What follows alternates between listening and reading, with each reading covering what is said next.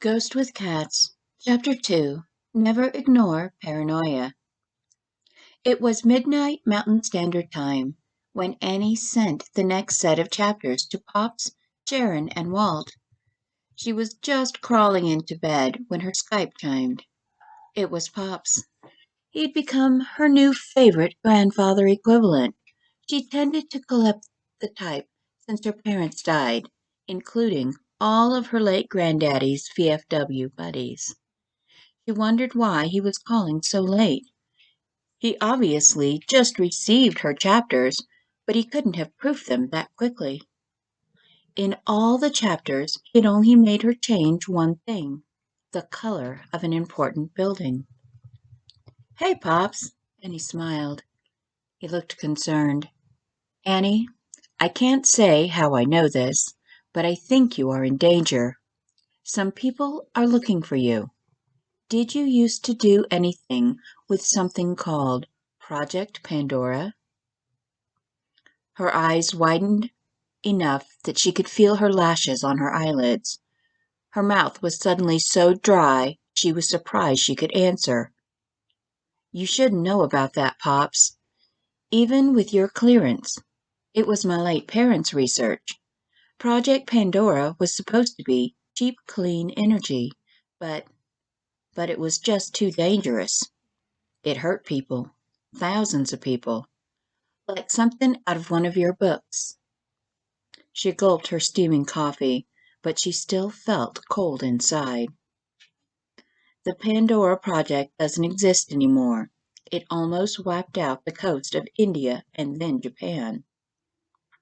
He looked confused for a moment, then his eyes flashed with realization. "Holy God," he murmured, as she watched him take a drink of something amber-colored over ice. "Annie, it does exist, and they are looking for you." Annie couldn't breathe, so she covered her mouth with a trembling hand and bit the knuckle hard enough the pinched flesh turned white. After several slow breaths, she looked up. "I'm sorry, sir. I may not be able to finish your book. It was the best ghost read I ever did." "You write like you're reading it out of my mind, my dear. Do you have a safe place to go? I have friends who could hide you," he offered kindly. He was truly concerned by her look of sheer terror. For a moment she considered it. "It's tempting, but I wouldn't put him at risk or anyone, not for Pandora. Too many thousands have already died," Annie decided. Cities worth of innocence died for greed, and no one knew the real reason, because the world's governments always played it off to natural disasters. Annie was one of a dozen living who knew the truth. She had to get away. She needed to hide before they came for her. Her panic shouted, but her will vowed she would not finish her mother's work for those who wanted to profitize and weaponize it. The room grew colder than the December snow beyond the glass, and she resolved she'd rather die than help Omni-Energy kill the world with Pandora. Annie smiled wanly, trying hard to be brave. I do. Just let Sharon know that something came up, and ask her to feed my cat, Andy," Annie asked. "I'll try to get the last chapters to you before Christmas, sir. I know Walt and Bill wanted to make a limited New Year's release. I wanted it too.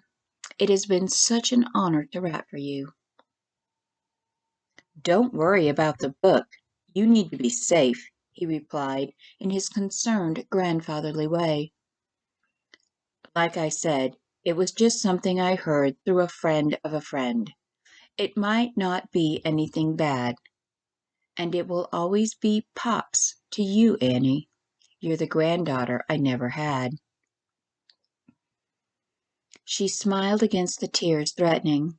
"Some people you are just instantly connected to, and some people 1,000 years spent together won't build an inch of trust, as her late Grandpa Dove would say. Pops, if it's Pandora, it's bad. Take care of yourself. If I get back to Bear Country, I'll send you a postcard. Annie signed off before she could say anything else. Her mind reeled as her panic threatened. It won't happen again, she told herself over and over. This time I'll be ready. But her paranoia and PTSD screamed at her. You're not safe. Run. She fingered the curved stone pendant around her neck as she looked around the hotel room, with its black, white, and green decor. The giant cat print over her bed drew her attention.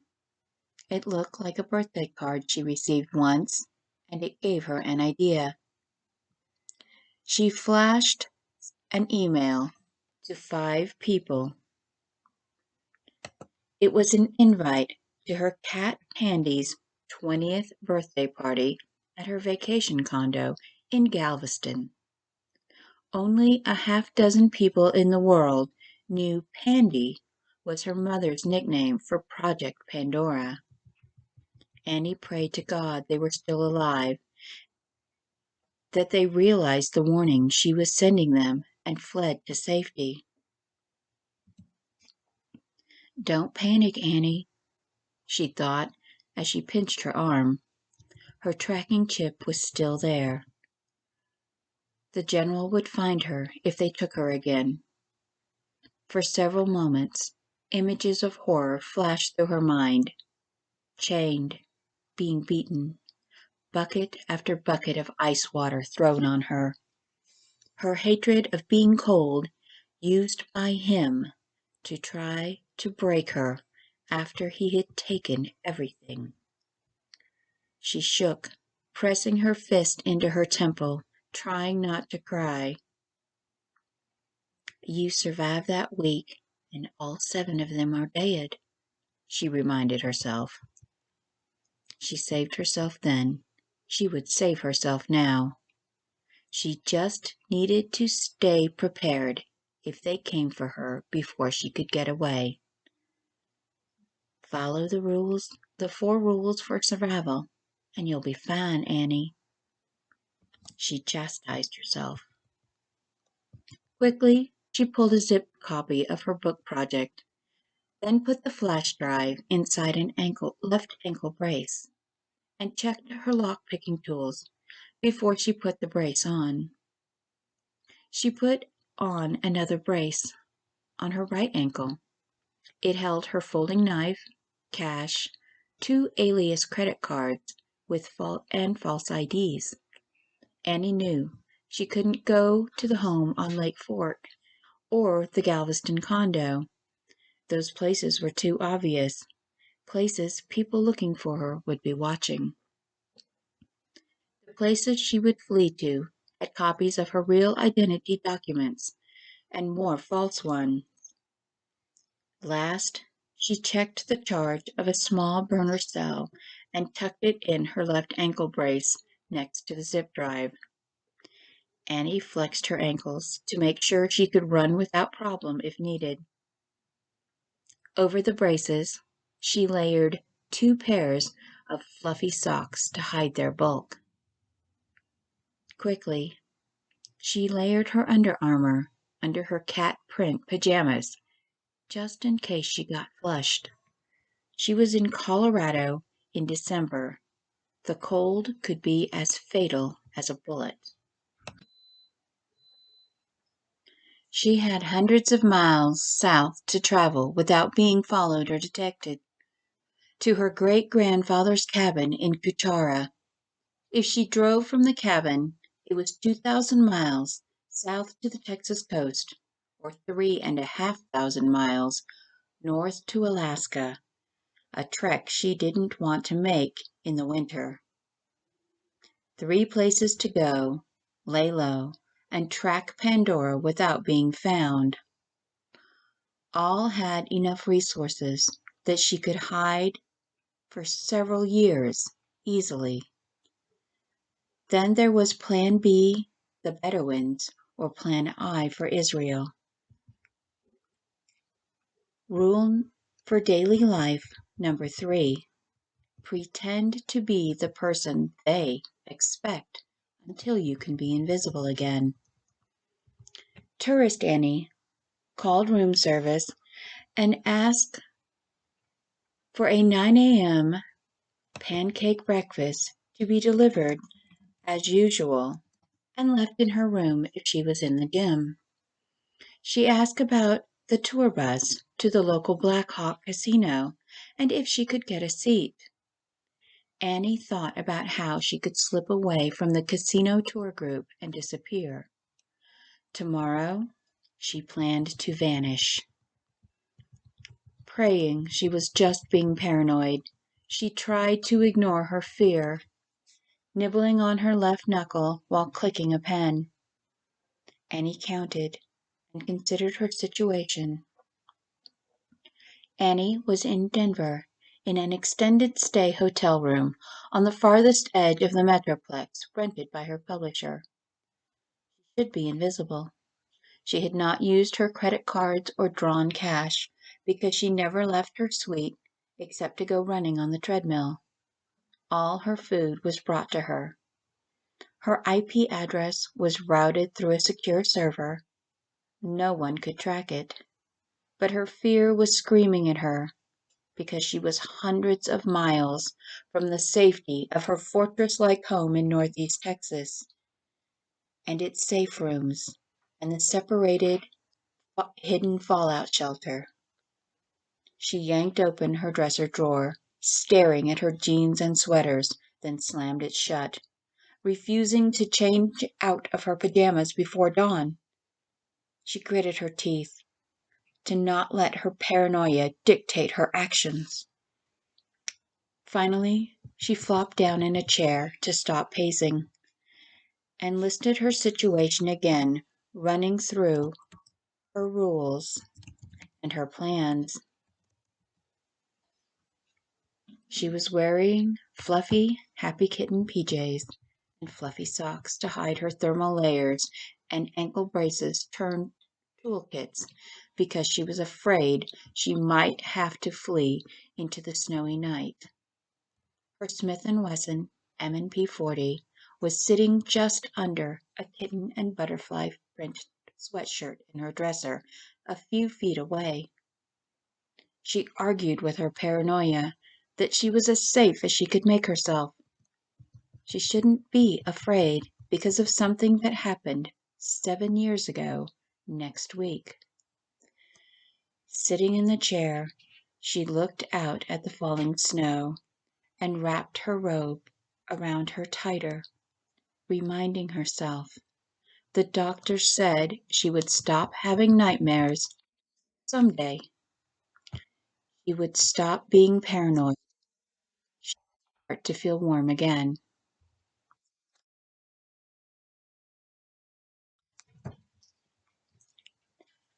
Just watch the snowfall, Annie. Just watch the flakes swirling in fractal dances of air currents and gravity. I'm safe. I'll be okay. I'm safe. A few hours later, she was startled awake, scared and shivering. The green eyes of the cat print stared back at her. Feel warm again, my fluffy assorted socks, she thought. Outside, the snow stopped. She reached up and fingered the carved stone with the figure of a cat. Her mom bought it for her when they visited Egypt. She had been 14. She missed her mom. Christmas was their favorite time of year. She missed her daddy, and him dutifully driving them from tree lot to tree lot to find the perfect Christmas tree. Most of all, she missed the feeling of hope and happiness this time of year always held before their murders. It was her fault they died. She made a mistake and brought death home for Christmas. Her laptop chimed when Annie opened it. She had emails. One of her emails came back as mailer Damon. No such email existed. Another came back with a polite note in Japanese, explaining the recipient died in a car accident, and please make donations to the Hirohito Shrine for Feline Rescue. The third simply said, "Love to. See you and Pandy soon," in French. One had a long, wordy response telling her how she will be happy to come to Pandy's birthday party, and I was so surprised Pandy was still alive. Isn't 20 very old for a cat? Do I need to bring a present to the party? In very wordy British English. The last email was in Gaelic. Her brain translated as she read, "The siren's song lives." Only one of her parents' former research colleagues was alive or able to answer freely, and it all said one thing to Annie. She needed to start running now. She went into the bathroom and threw up. Annie finished washing her face just as the fire alarms went off in the hall. She bolted into the bedroom as her door burst open. She never made it to the dresser to get her gun. She was tasered. Then her arm was jabbed with a needle. Annie woke up in a helicopter. Her wrists were zip-tied in front of her, but not tightly. She was not gagged, but she tasted something metallic. Above the thumping beat of the rotors cutting the air, two men and the pilot were talking. They were getting clearance to land.